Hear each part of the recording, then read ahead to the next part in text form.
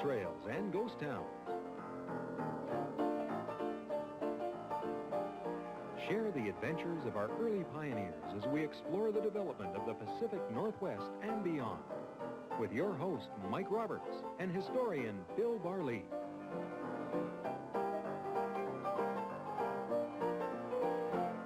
Welcome to Gold Trails and Ghost Towns. I'm Mike Roberts, and with me is Bill Barlee, our storyteller for the history of Pacific Northwest, British Columbia, Yukon. We're taking some very good information from a very good book today for the story we're going to tell. I think it's an excellent book, Mike. It's called Old Silverton, and the author is John Norris, with a number of other people like Frank Mills, people who knew that country, that part of the Silvery Slocan intimately. And this is what we're covering today. We're covering a little town called Silverton, never attained much more of a population, probably not beyond 500. They thought it was going to be a city. It didn't really evolve into a city, Mike, but it did have the greatest silver mine in the Silvery Slocan. That's a pretty good superlative. The greatest silver mine in the Silvery Slocan, Silverton, right after we take this break.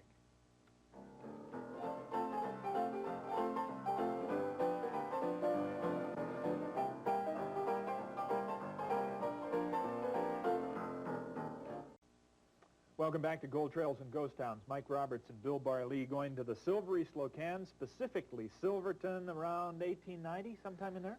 Yeah, 1891, Mike, actually, the early fall of 1891. Now, we've heard about a guy called Eli Carpenter, who an ex-circus hand, very interesting guy. He had teamed up, mentioned this several years ago, in fact, teamed up with a guy called Jack Seaton. He double-crosses Seaton, and he leaves Ainsworth to get back into the Silvery Slocan. And he leaves Ainsworth with a guy called Bielenberg, and they head for Nelson. And at Nelson, they go into quite a brand-new hotel called the International House, or the International Hotel, known by both names. And in the International Hotel, they imbibe a little bit. And sitting at their table is a very interesting man, a guy called William or Bill Hunter, generally known as Bill Hunter at that time. And he's a man of many parts, and he has a partner, and his name is J. Fred Hume. Now, J. Fred Hume became famous throughout British Columbia. Eventually became Minister of Mines, an extremely wealthy man, a man also of many talents. And they sit down and they talk with Eli Carpenter. Bielenberg doesn't say much. And Carpenter lets it slip that he's going back into the Slocan, tracking down a massive discovery of silver. And so that night, J. Fred Hume and Hunter sit down at Hume's house, and they discuss going into this area, following this Carpenter, who has left. They don't know this at the time. And they follow him. They say, we'll follow him. We'll establish a town site. We want to be there first. They figure there's more money in town sites than there is in silver lead. These guys are not claim jumpers or anything. They just want to get to this location, preempt the land, make a town site, and get rich renting out the property. They want to be in on the ground floor. They want to get that. They want to establish a town site. They want to be first there. They want to have the lion's share of the business. So the next day they set out. They find that Eli Carpenter is left and Bielenberg is left.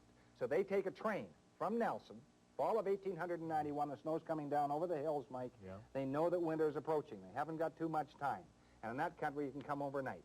So they take a little train about 15 miles, 14 miles out of Nelson, down the Kootenai River, because they can't go down the Kootenai River, one of the most treacherous rivers in the West. So they go down by train, they go down with a boat, and they let them off at a little river called the Slocan. The Indians call this river the Slocan. And they start going up the Slocan River, which is generally, in many spots, kind of a decent river to run. In other areas, it isn't. There are deadheads and there are swift currents where the Slocan, the little Slocan join and so on. So some parts of that river, they are allowed to row up, and this boat is full of provisions. These guys are having a tough time, so it takes them a while. Some places they have to line up, that is, pull it up by rope, Mike. Yeah. And it takes them about a week to get up this river. And eventually they come to a lake, and it's a mountain lake, and it's a beautiful lake, and down sheer-sided cliffs and mountains coming down on either side, both on the west side and on the east side. Mountain ranges going up to about 8,000 or 9,000 feet. There's only one way they can get up that lake. That's by water. They can't walk up. They know this. So they start hugging. They hug the eastern side of the lake and go past sheer cliffs, and it takes them about a day and a half to get up there. They pass a little creek, which is now known as Enterprise Creek. Then they go up and they see a flap. They think this must be the place that the miners are referring to as El Dorado, which later becomes New Denver. And they beach in this flap, but there's nobody around. So it's late in the day. They decide to stay the night. But while they're staying there, Bill Hunter looks around, and he kind of likes it. And with him is a guy called McKinnon. This is his sidekick. He really isn't a partner, but he's associated with both Hume and Hunter. And he likes the look of this flat, but north he sees another flat, and he thinks he sees some smoke coming. But they bed down for the night on some fir boughs and get up early in the morning. They make that last 3.5 miles up the lake. They beach down from one, and there's a couple of tents in the bush beyond, and a couple of miners come down. He says, "Who are you guys?" And Hunter says, I'm William Hunter. William Hunter, not Bill Hunter. Yeah, yeah. And the other guy says, "Well, I'm Bill McKinnon." "Well, welcome to El Dorado." This is El Dorado. This is El Dorado. And it's just a delta on the east side of the lake, Yep. about, halfway up. Yeah, and there's a little creek running through the middle, and that creek is called Eli Carpenter's Creek, later just Carpenter Creek, Right. you see. And so they sit there and they establish their store, but they lay claim not to New Denver or El Dorado. They lay claim to this delta, which is about 3 miles down the lake. They think there's going to be a town there, and his intuition was right. So he lays claim to that whole town site, virtually the whole town site, in his name and in Fred Hume's name. And so they settle down, they hunker down for the winter, they sell out all their supplies, and they make new shipments, and the supplies are coming in. And now the prospectors are starting to drift into this country, because they hear about that grapevine, that telegraph that the prospectors have. It works like a charm, Mike, absolutely like a charm. Well, I mean, this is some sort of a thing. This is from '95, but this, Sure. I mean, they're writing shares everywhere for Sure. the mineral potential of this area. Yeah, that comes 4 years later, Mike, actually, Yeah. but it gives an indicator, because they're also drifting in from 4 corners, Mike. Yeah. They're drifting in from Nelson, for sure. They're coming in from Ainsworth, they're coming in from Caslow, and they're coming in from Farwell or Revelstoke, which is far to the north. And the guys who are coming in from Revelstoke, most of those individuals had worked on the CPR line in 85, 86, 84, all through there. Now they don't know what to do. What better? Right stuck in the middle of the Kootenai country where strikes are happening all over. Yeah. And so they start drifting down. And one of these guys who's drifting down is a guy called Mike O'Grady. He doesn't like the O. He drops the O. He doesn't want to be known as an Irishman. He calls himself Mike Grady. And Mike Grady is kind of a back-to-the-nature sort of individual. He has a different sort of a view of life. He likes a place called St. Leon, which is a hot springs there. And he vows he'll eventually buy this place, Mike. And he comes down and he makes friends with an old prospector, and then he meets a bunch of Indians. And the Indians are standing around. They're quite friendly. These are the Indians who drift through this area, Slocan Indians, and they all have trade rifles.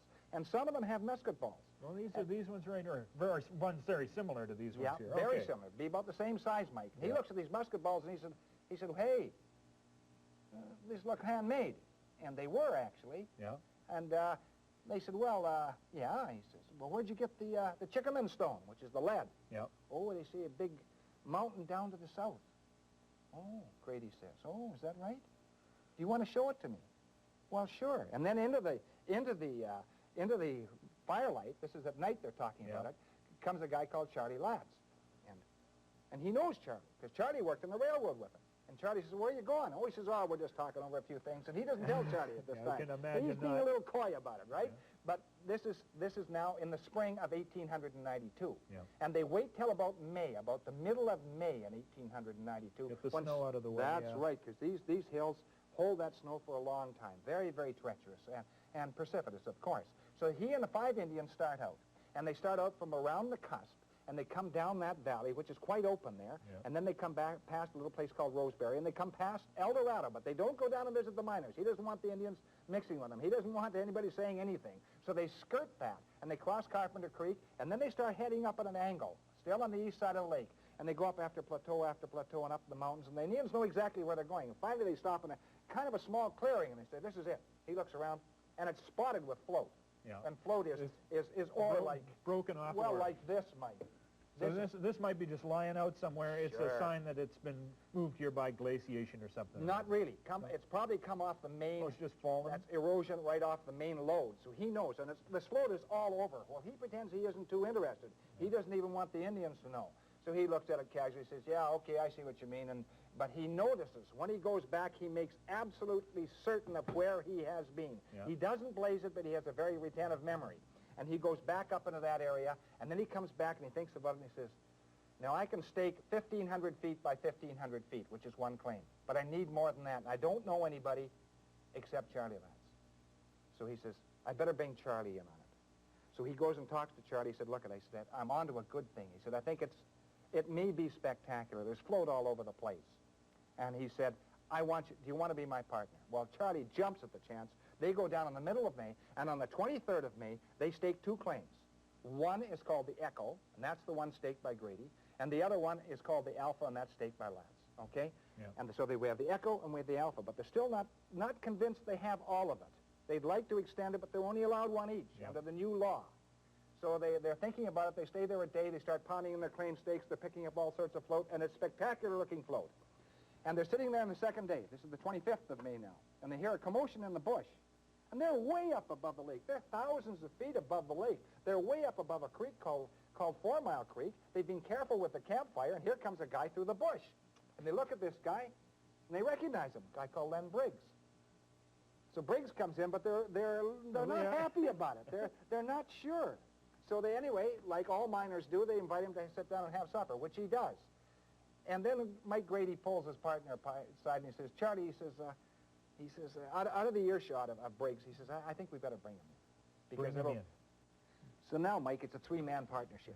And he goes down, Briggs, and stakes another claim, which he calls the Standard. Then a relative they bring in stakes the Shunio. Okay, this is another claim which is beyond the Standard. Now they have 4 claims up there. And they begin coming across ore that is 2,000 ounces to the ton, Mike. And as a result of that, although they haven't hit a massive ore body, Silverton begins to grow. And down on the lake shore, on that flat that was staked by Hunter, a city starts to take shape. And then other miners begin to drift into the area. And one of these guys is called Rufus Evans. And Rufus Evans is a lone wolf. He's one of these prospectors who likes to prospect alone, which is not a good idea. He goes up 4 Mile Creek, and he goes up and he knows the Standard. So 4 miles a little bit to the south of where of Carpenter? No, this is the creek that cuts the delta. Okay. This cuts the delta. And he goes up that 4 Mile Creek, and he sees, and he knows that off to his left or off to the north is the Standard and all those claims up there and the Alpha and so on. And he sees a little tributary coming up there, and he says, I think I'll take this tributary. Luck has it. He hits some float. He hits some massive float, some of it 4 feet by 3 feet. He follows that float up to the top, comes across the lode. He's already figured what he's going to call the mine. He stakes it. He calls it the Vancouver. And this is one of the great mines of this particular area as well. So in that period of time, they stake all sorts of mines. They stake the Vancouver, which eventually becomes the Van Roy. They stake the Hewitt. They stake the Carnation. They stake all sorts of mines in that immediate area. They stake some mines down to the south as well, such as the Enterprise and the Galena Farm. And the Galena Farm we'll talk about later, but it was very interesting because the original discoverer of the Galena Farm found float right on the top. He was out like he was picking tomatoes, and he picked up tons and tons and tons. Rather than a mine, this is a farm. This is a farm. We don't even have to dig for it, and it was really quite spectacular. And then to the north, there's a little ranch up there owned by a man called Harris, J.C. Harris, J. Colbrook Harris, and it's called the Boson Ranch, and they discover another mine up there. So the whole area is coming alive with mines, and it is really quite spectacular. And down from those precipitous mountain roads, they take the ore. That's in the summer, and in the winter, they rawhide it down with mules. And rawhiding it down. Rawhiding it down. They put the ore in a rawhide, and the mules go down. They break as they go down around those treacherous turns and so on. And they call the mules Rocky Mountain Canaries because of their bray. This is what they call them in Silverton anyway. And then, of course, the CPR gets in on the act. Hunter already had a boat on the lake, which he calls the William Hunter. Of course, this is a little more formal, a little more important. Sure, after himself. But the CPR puts a boat on the lake, which they call the Slow Cannon. It's a very, very nice stern wheeler. They take the bulk of the business, and they come into the CPR landing down there. And the CPR landing is kind of interesting because that's where the bulk of the businesses are located. There are about five hotels in town. And so the bulk of the businesses are located there. And so for the next about 10 or 15 years, Mike, these mines are sending out intermittent shipments of ore. But there's no steady producer. Then a very fascinating individual comes on the scene. He's from New Denver. His name is George Aylard, and he comes on and he takes a look at the Standard, and he says, that's the mine I want.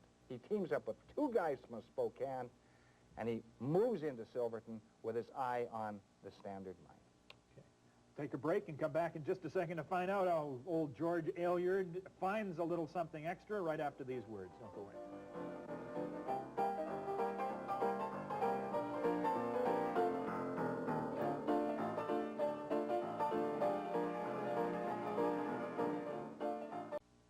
Welcome back to Gold Trails and Ghost Towns. Mike Roberts and Bill Barley. We're talking about Silverton. It was discovered in about 91, but we've made it now to about 1910. Who's this George Ehlert? George Ehlert is a mining promoter. He's a mining man. He's a good nose for ore.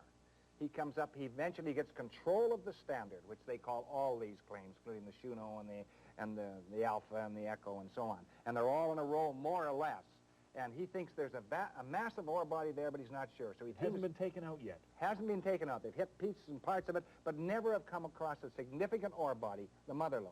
So he teams up with 2 Americans in Spokane, and they said, okay, we'll back you.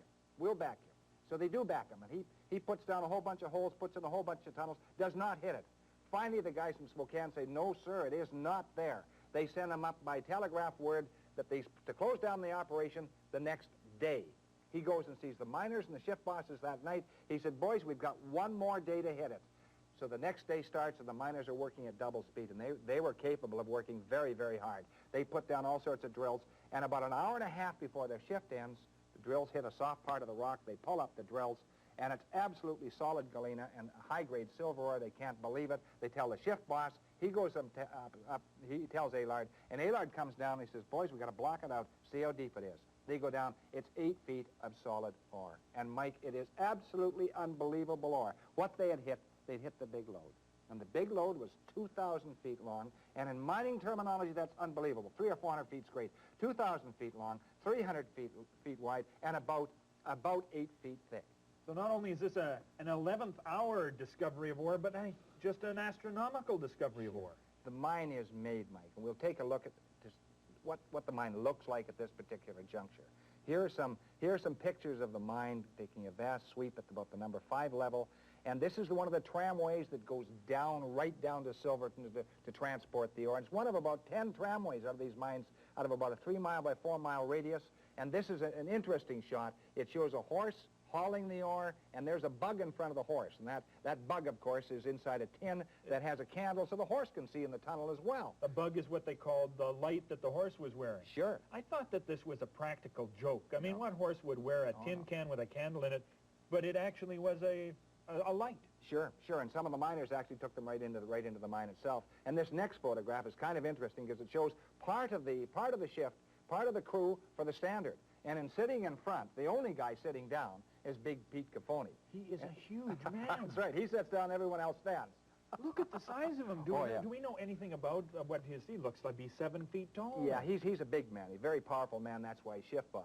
But, you know, he was one of many characters in the town, Mike. I mean, there were all sorts of characters. The Matheson brothers come in. They establish the Silverton Silvertonian, which is the newspaper, which is a good newspaper, but it doesn't last too long. And Eli Carpenter, the guy we heard right at the very beginning of this thing. He's still there, hoping to make another strike. He's always broke. But he can fall back in his old tricks. And his old tricks, I mentioned years ago in a story on Sandon that he walked across a slack rope. Well, he does it again. He's a tightrope walker. I remember that. Sure. Yeah, okay. He was Blondin's understudy, the great Blondin. So he's short on money. He decides to go down to Slocan City, followed by a lot of people from Silverton. And the bets are, he's absolutely swacked. He is drunk practically out of his mind. And so people are betting he will never make it. They string a line between the Arlington and the Lakeview Hotel. Across the street, and the street's about 60 or 70 feet wide. People up on the balconies and people crowded in the main street, and bets are going back and forth. And Eli is betting on himself. Of course. That he will not only go over forwards, he will come back backwards. So he goes over forwards, takes a balancing bar, and he goes across this slack line. Everyone knows he's drunk, but he manages to make it. And just as he gets towards the edge of the port, his pole hooks in a woman's hat, and she has it pinned onto her head. He practically loses his balance, and he staggers onto the balcony. Whether that was just a bit of play-by, I don't know. Then he goes backwards, and he makes it all the way. Picks up the loot and disappears. That's Eli Carpenter. Well, this is so common. There are so many of these people that had this kind of jam to do anything. Sure. Characters were popular in these days. That's right. One of them was Walt Sheeler. Walt Sheeler was head of the Galena Farm, which we mentioned before, Mike. And he's determined that he's going to find a body of ore there. And here's a message he sends back to C.B. Henderson, who's a senator in San Francisco, California. This is his boss, I presume? That's right. This is the telegram. Crisis, laxness, lazy bones, pin makers, sashizzle, enviously. That doesn't make any sense, but here's what it really said. On the east drift, the ore is improving in the drift as we advance, and the body of ore is increasing in width. and the silver values are good. That's his code. That's the code to his boss, so nobody else will read it. And he isn't the only guy. Alonzo Billy Mills makes a discovery called the Mammoth. And he makes this discovery in 1919, Mike, with a guy called Seaman Wetterhouse. And both of them were hunting, and he makes the discovery, and it's called the Mammoth Mine. It produces a lot of ore, but it's funny, you know. There was kind of a downside to that, because what happened, by 1922, Mills loses his life in a cave-in. Snow was the result. And about 1928, Seaman Wetterhouse loses his life at the Mammoth Mine as well. He was swept away in a slide. And both of these individuals were very, very aware of the dangers of this particular country. They were well versed in the hills and then the mountains around the Slocan. So this is really quite a fascinating area. And you know, there's one other story I think we should tell, and that's a treasure story, Mike, which I think is still there. Now there's some debate whether it's still there, but in 1916, the CPR, as was their habit, was loading from the Standard Mine a shipment of silver ore. And remember, some of the silver ore ran 2,000 ounces a ton. Probably averaged 150 to 200 ounces at that particular time. So it was heading out to a mill or a smelter somewhere. So they put it on a barge which contains four or five cars of ore, and the cars are actually ready to go, and they go down to Slocan City and then shipped out. And they start loading these cars, and it's about 13 below zero. It's 1916. It's very cold, and the guys are working a little too quickly, and they overloaded on one side. The barge takes off, hauled by the SS Slocan, and slowly they see the boxcars falling off the barge over and beyond the lip. Today, hundreds of thousands of dollars, Mike, lying over the edge of that deep, deep water. Now, somebody looked for it in 1980. I don't think they got it. So all that ore that came down from the Standard Mine in 1916, many, many years ago, almost three-quarters of a century ago, is still there. It must have been hell to pay for losing that much ore. That was a monstrous thing to do. Oh, yeah. But not unusual in the mining camps, Mike. Silverton never grew. That's the amazing thing with this wealth above it. Yeah, you take a look at the old photographs, Mike, and it stayed about the same probably from the mid-1890s right till the 1920s. And some of those buildings are still standing.